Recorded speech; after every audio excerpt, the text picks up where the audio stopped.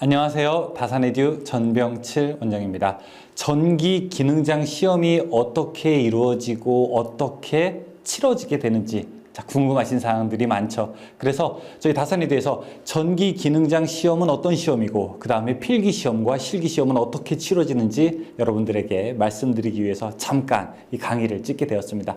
10분에서 15분만 이 강의를 한번 보신 다음에 그 다음에 여러분들이 한 번에 합격하기 위한 지름길로 갈 수 있도록 이 내용들을 잘 머릿속에다가 넣으시기를 바라겠습니다. 전기 기능장 시험에 대해서 제가 간단하게 말씀드리도록 하겠습니다.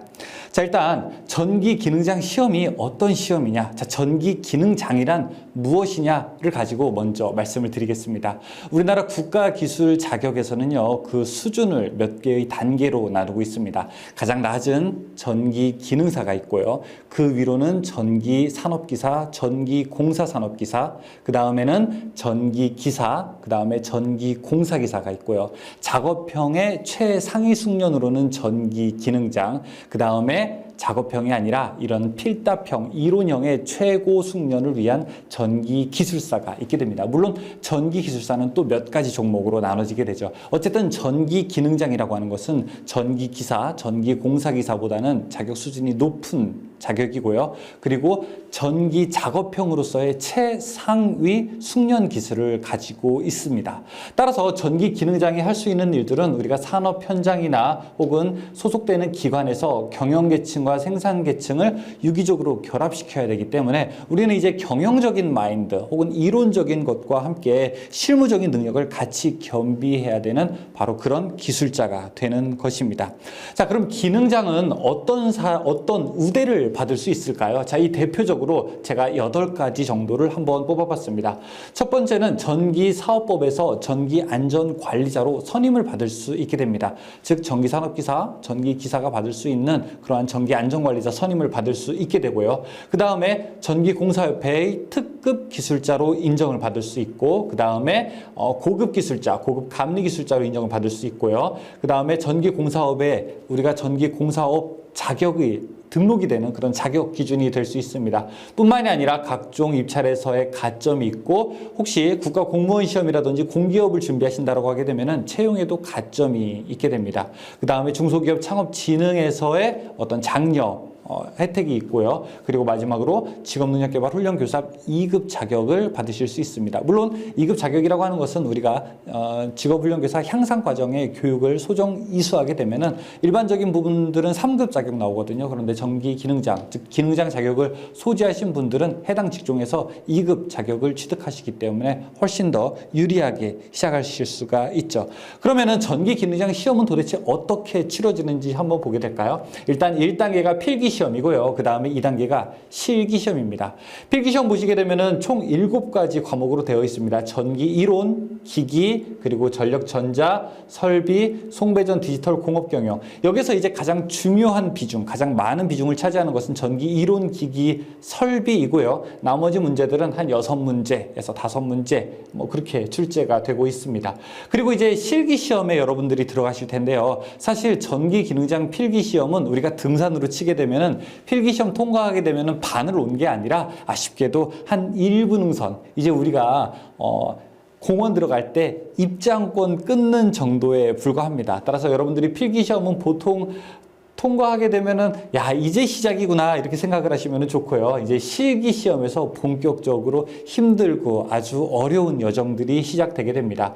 전기에 관한 실무를 묻게 되고요. 그 다음에 작업형과 필답형으로 시험을 보게 됩니다. 작업형은 하나의 어떤 미션을 완수해야 되는 것이고, 필답형은 전기기사 실기시험처럼 우리가 견적이라든지 아니면은 수변 설비에 대해서 이렇게 주관식 문제를 푸는 것으로 해당이 됩니다. 각각 60점 이상의 합격이고요. 물론 필기시험을 통과하신 분들에 의해서 통과한 분들만 실기를 응시할 수 있는 자격이 주어지게 되고, 필기를 한번 통과하게 되면 2년 동안 응시 횟수가 응시를 할 수 있기 때문에 한 번 필기에 4번 실기를 볼 수 있다, 그렇게 생각하실 수가 있습니다. 돈도 조금 비쌉니다. 응시료도 비싸요. 필기시험은 34,000원이고 그 다음에 실기시험은 166,000원입니다. 가격은 조금 바뀔 수 있겠네요. 이 영상을 지금 찍는 요 시기가 2018년도 5월 기준이라고 하는 것을 여러분께서 알아두시고, 자, 지금 현재의 금액이 되겠습니다.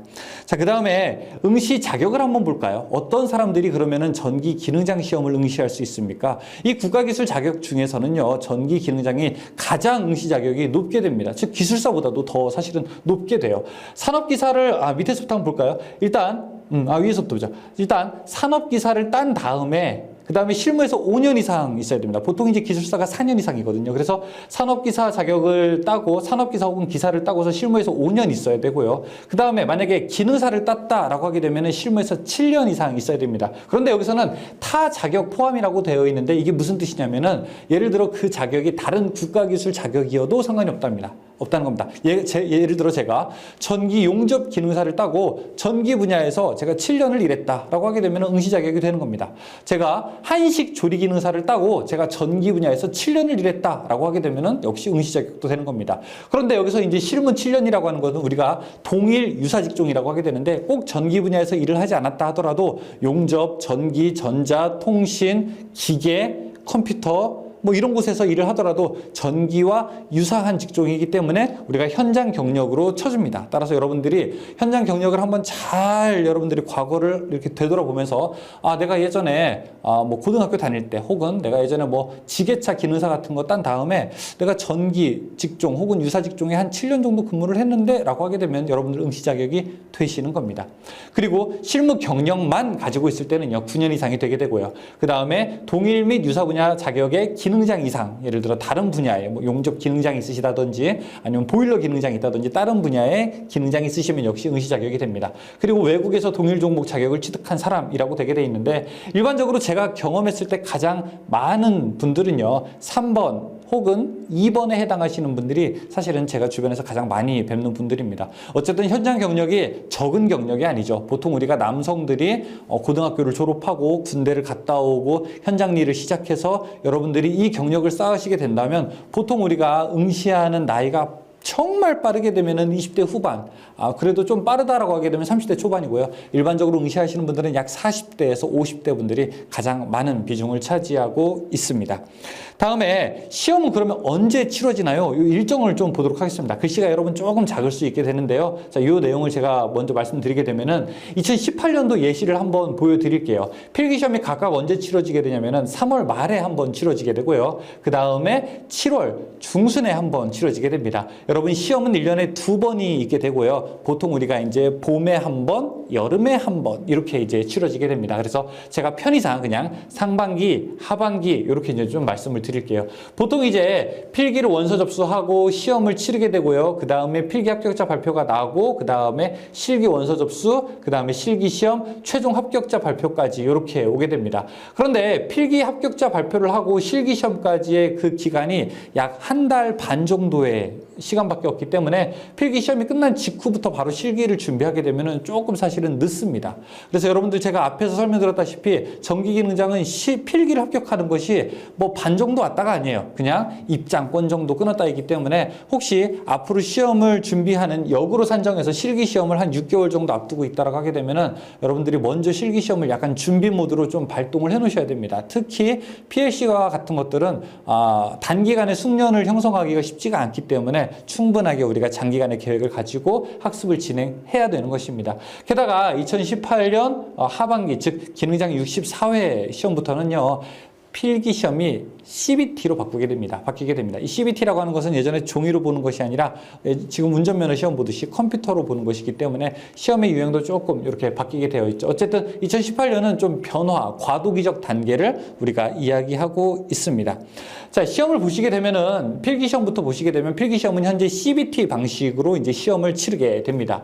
기존에는 이렇게 옛날에 OMR 카드라고 해서 OMR 카드에 컴퓨터용 사인펜이나 우리가 검은색 펜으로 이렇게 내가 원하는 번호를 이렇게 마킹하는 거죠. 총 60문제가 출제됐는데 그중에 36문제 이상을 맞춰야지 합격이 되는 겁니다. 이렇게 해서 이제 답안지를 제출하고 시험지는 집에 가져오는 형식이었는데요. 그렇게 되는 것이 아니라 자, 이렇게 컴퓨터로 로그인을 해서 출제 문제가 랜덤으로 여러분들에게 출제가 되고 여러분들은 컴퓨터로 답을 체크해서 제출하게 되는 그런 방식입니다. 그래서 똑같이 기능장 시험을 두 분이서 치르러 가도 양옆에 두 분이 있어도 이 오른쪽에 있는 분이랑 왼쪽에 있는 분이랑 문제가 서로 다르게 출제가 됩니다. 또 심지어는 옆에는 보일러 기능장일 수도 있고요. 또 왼쪽에는 용접 기능장일 수도 있고 서로 다른 분들이 같은 시험장에서 시험을 보기 때문에 컨닝이라고 하는 거는 원체 불가능하게 되고요. 컴퓨터로 일단 시험을 보는 것이 여러분들이 좀 익숙해지셔야 됩니다.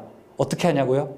저희가 다 준비를 했습니다. 다산에듀 사이트 오시게 되면은 여러분들 모의고사로 여러분들이 CBT를 한번 체험을 해보실 수 있도록 저희가 준비를 했으니까 많이 이용해 주세요.